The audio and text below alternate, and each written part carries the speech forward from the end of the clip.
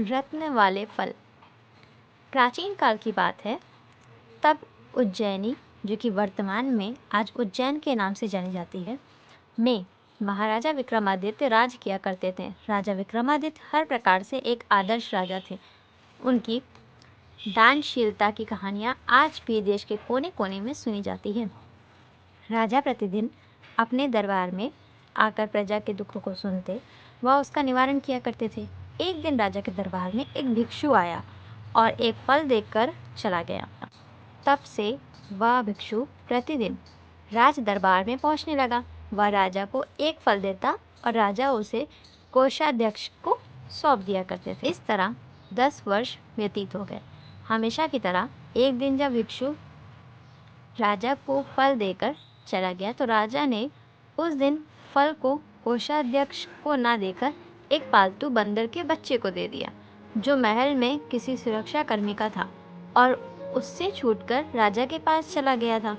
उस फल को खाने के लिए जब बंदर के बच्चे ने उसे बीच से तोड़ा तो उसके अंदर से एक बहुत ही उत्तम कोटि का बहुमूल्य रत्न निकला। यह देखकर राजा ने वह रत्न ले लिया और कोषाध्यक्ष को बुलाकर उससे पूछा, मैं रोज रोज भिक्षु द्वारा लाया हुआ जो फल तुम्हें देता हूँ वह फल कहाँ है? राजा ने आज्ञा दी तो कोषाध्यक्ष रत्न भंडार गया और कुछ ही देर बाद आकर राजा को बताया, प्रभु वे फल तो सड़ गए, वे मुझे वहाँ नहीं दिखाई दिए। हाँ, चमकती झिलमिलाती रत्नों की एक राशि वहाँ अवश्य मौजूद है। यह सुनकर राजा कोषाध्यक्ष पर प्रसन्न हुए और उसकी निष्ठा की प्रशंसा करते हुए सारे रत्न उसे ही सौंप दिए। अगले दिन पहले की तरह जब भिक्षु फिर राज दरबार में आया तो राजा ने उससे कहा, हे भिक्षु, इतनी बहुमूल्य भेंट तुम प्रतिदिन मुझे क्यों अर्पित करते हो?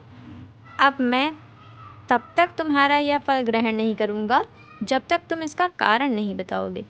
राजा के कहने पर भिक्षु उन्हें अलग स्थान पर ले गया और उनसे कहा, हे राजन, मुझे एक मंत्र की साधना करनी है जिसमें किसी वीर पुरुष की सहायता आवश्यक है। हे वीर श्रेष्ठ, उस कार्य में मैं आपकी सहायता की याचना करता हूँ। यह सुनकर राजा ने उसकी सहायता करने का वचन दे दिया। तब संतुष्ट होकर भिक्षु ने राजा से फिर कहा, देव, तब मैं आगामी अमावस्या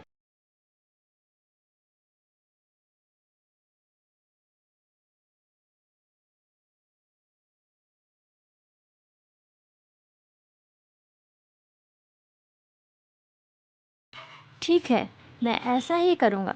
राजा ने उसे आश्वस्त किया। तब वह भिक्षु संतुष्ट होकर अपने घर चला गया। जब अमावस्या आई तो राजा को भिक्षु को दिए अपने वचन का स्मरण हो आया और वह नीले कपड़े पहन, माथे पर चंदन लगाकर तथा हाथ में तलवार लेकर गुप्त रूप से राजधानी में निकल पड़ा। राजा उस शमशान में पहुंचा जहां भयानक गहरा और घूप अंधेरा छाया हुआ था। वहां जलने वाली चिताओं की लपटों में बहुत भयानक दिखाई दे रही थी। असंख्य नर कंकाल, खोपड़ियाँ एवं हड्डियाँ इधर उधर बिखरी पड़ी थी। समूचा शमशान भूत पिशाचों से भरा पड़ा था और सियारों की डरावनी आवाज़ें शमशान की भयानकता को और भी बढ़ा रही थी। निर्भय होकर राजा ने वहाँ उस भिक्षु को ढूंढा। भिक्षु एक वट वृक्ष के नीचे मंडल बना रहा था। राजा ने उसे निकट जाकर कहा, भिक्षु, मैं आ गया, बताओ मुझे क्या करना होगा? राजा को उपस्थित देखकर भिक्षु बहुत प्रसन्न हुआ। उसने कहा, राजन, यदि आपने मुझ पर इतनी कृपा की है तो एक कृपा और कीजिए। आप यहाँ से दक्षिण की ओर जाइए। यहाँ से बहुत दूर शमशान के उस छोर पर आपको शीशम का एक विशाल वृक्ष मिलेगा। उस पर एक मरे हुए मनुष्य का शरीर लटक रहा है। आप उस शव को यहाँ ले आइए और मेरा कार्य पूरा कीजिए। कुछ दूर चलने पर राजा के कंधे पर सवार शव के अंदर का वेताल बोला, राजन, मुझे ले जाने के लिए तुम्हें बहुत परिश्रम करना पड़ रहा है।